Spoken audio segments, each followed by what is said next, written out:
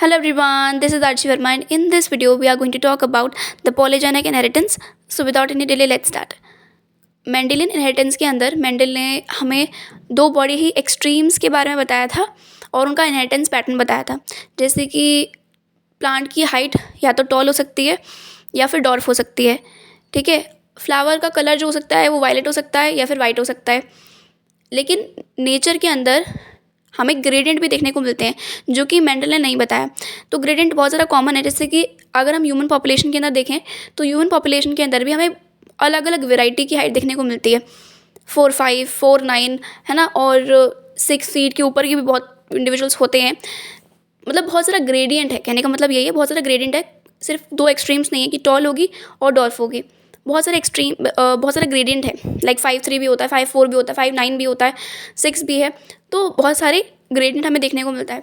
अब एक ग्रेडियंट जो है ये बहुत सारे अलग अलग जीन्स, यानी कि आप कम से कम 3 जीन्स पकड़ के चलो, तीन या फिर 3 से ज़्यादा जीन्स इस पॉलीजेनिक इनहेरिटेंस या फिर ये जो ग्रेडियंट है, ग्रेडियंट वाला जो इनहेरिटेंस है या फिर जो ग्रेडियंट वाले कैरेक्टर्स हैं उनको कंट्रोल करते हैं।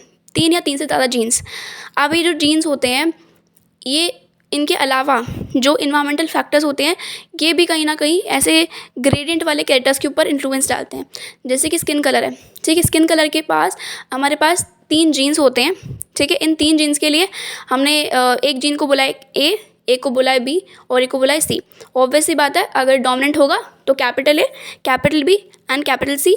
लेकिन अगर रेसेसिव कैरेक्टर है तो स्मॉल से रिप्रेजेंट करेंगे, स्मॉल ए, स्मॉल बी, स्मॉल सी। अब हमें जैसे पता है कि स्किन कलर जो है वो अलग अलग इन्वायरमेंटल फैक्टर्स के थ्रू, लाइक सनलाइट किस तरीके की है एंड सनलाइट का एक्सपोजर किस तरीके का एंड सो ऑन, इस तरीके से जो स्किन का पिगमेंटेशन है एक इंडिविजुअल का वो डिफ़र करता है और बहुत सारे ग्रेडियंट देखने को मिलते हैं, राइट। अब हर एक जीन का जो अलील होगा, यानी कि जैसे मैंने बताया कि 3 जीन्स हमें यहाँ देखने को मिलेंगे, ए, बी और सी।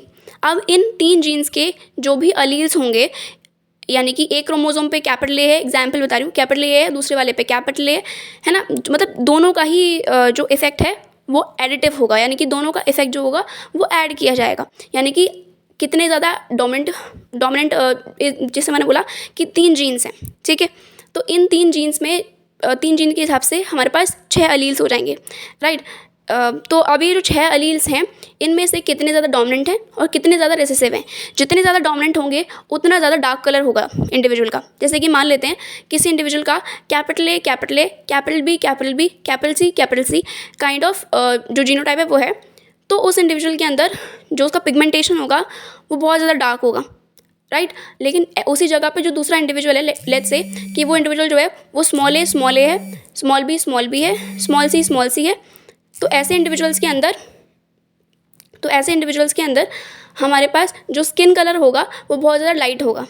उसी जगह जो इंडिविजुअल है जिसके अंदर की 3 अलीज कैपिटल वाले हैं, यानी कि डोमिनेंट कैरेक्टर को रिप्रेजेंट कर रहे हैं, और उसी जगह डोमिनेंट ट्रेट को रिप्रेजेंट कर रहे हैं, लेकिन उसी जगह उसी इंडिविजुअल के अंदर जो बाकी की 3 अलील्स हैं वो अगर स्मॉल हैं या फिर रेसेसिव ट्रेट को रिप्रेजेंट कर रहे हैं, तो ऐसे इंडिविजुअल का जो स्किन कलर होगा वो इंटरमीडिएट काइंड ऑफ होगा।